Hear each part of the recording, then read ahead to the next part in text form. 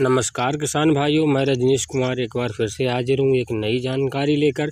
किसान भाइयों, आज हम बात करेंगे गेहूं की बुआई करते समय हमारे किसान भाइयों को 3 बातें ज़रूर ध्यान में रखना है, जिससे कि आप अपनी फसल से अच्छा उत्पादन ले सकें। किसान भाइयों, गेहूं की बुआई करते समय हमें किन किन बातों का ध्यान रखना है, संपूर्ण जानकारी के लिए आप वीडियो को अंत तक ज़रूर देखें।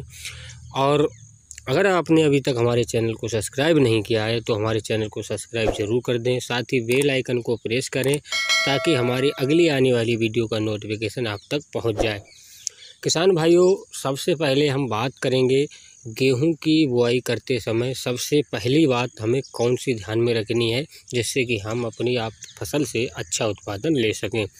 किसान भाइयों, आपको बता दें कि गेहूँ की बुआई करते समय सबसे पहली बात हमारे किसान भाइयों को ध्यान में रखनी है कि आप किन वैरायटियों का चयन कर रहे हैं।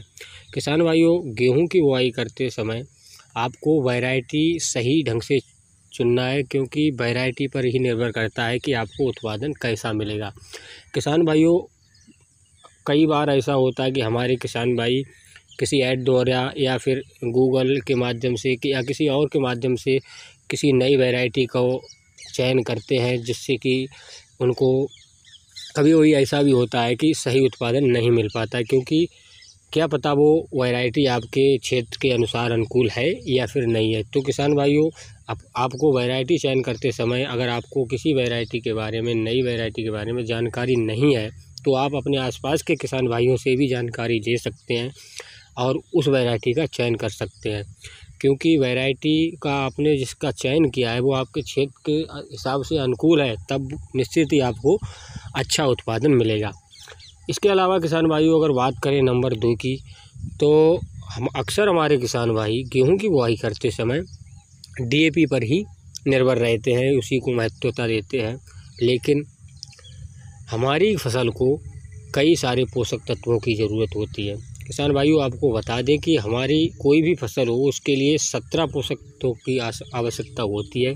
ऐसे में कुछ ज़रूरी पोषक तत्व होते हैं, जैसे कि नाइट्रोजन, पोटास, फास्फोरस, इनको हमारी फसल को देना बहुत ही ज़रूरी होता है। तो किसान भाइयों, अगर आप डीएपी का प्रयोग कर रहे हैं तो उसमें आपकी फसल के लिए सिर्फ 2 ही पोषक तत्व मिल पाएंगे, जैसे कि नाइट्रोजन और फास्फोरस।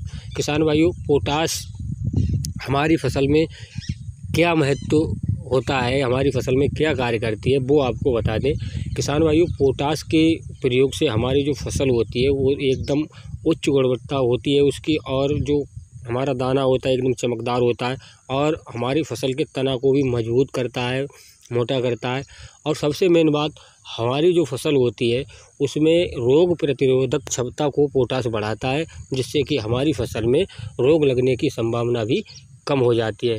तो किसान भाइयों, अगर आप डीएपी का प्रयोग कर रहे हैं तो साथ में 35 से 40 किलोग्राम पोटास प्रति एकड़ का प्रयोग जरूर करना चाहिए।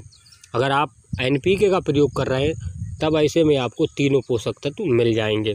किसान भाइयों, तो जितना हो सके आप एनपीके का प्रयोग करें, और अगर डीएपी का प्रयोग कर रहे हैं तो आप साथ में पोटास का भी प्रयोग करें। इसके अलावा अगर बात करें तीसरे नंबर की, तो जो ज़रूरी बात होती है किसान भाइयों, आप जिस समय गेहूं की बुआई कर रहे हैं ऐसे में आपको अपने खेत में नमी को ध्यान में रखते ही बुआई करना है। किसान भाइयों, अगर आपके खेत में नमी अच्छी है, जिससे कि आप छिटकमा विधि से बुआई करें, तब आपके सारे जो जितना बीज आप डाल रहे हैं वो सारे का सारा अंकुरण अगर हो जाता है तब तो सही है। अगर आपके खेत में नमी कम है तो ऐसे में आप सीड ड्रिल का इस्तेमाल करें। उससे ये होता है कि जितना बीज आप डालेंगे वो सारा का सारा ज़मीन के अंदर चला जाएगा, नमी में रहेगा, तो सारे के जितना बीज आप डालेंगे उतना सभी का जर्मिनेशन हो जाएगा। ऐसे में आपको अच्छी फसल मिलेगी। इसलिए मैं तीसरी और ज़रूरी यही बात है किसान भाइयों कि आप अपने गेहूं की बुआई करते समय खेत में नमी के अनुसार ही बुआई करें। अगर नमी सही है तब आप छिटकमा विधि से बुआई करें, अगर नमी कम है थोड़ी तब आप सीड ड्रिल का उपयोग करें, जिससे कि आपकी फसल अच्छी हो। तो ये कुछ ज़रूरी बातें थी जो हमने सोचा अपने किसान भाइयों को इस वीडियो के माध्यम से बताएं, जिससे कि वो अपनी फसल से अच्छा उत्पादन ले सकें। तो कैसी लगी हमारे द्वारा दी गई जानकारी, आप हमें कमेंट करके ज़रूर बताएं और जुड़े रहिए हमारे साथ। हम फिर आएंगे एक नई जानकारी के साथ। तब तक जय जवान, जय किसान।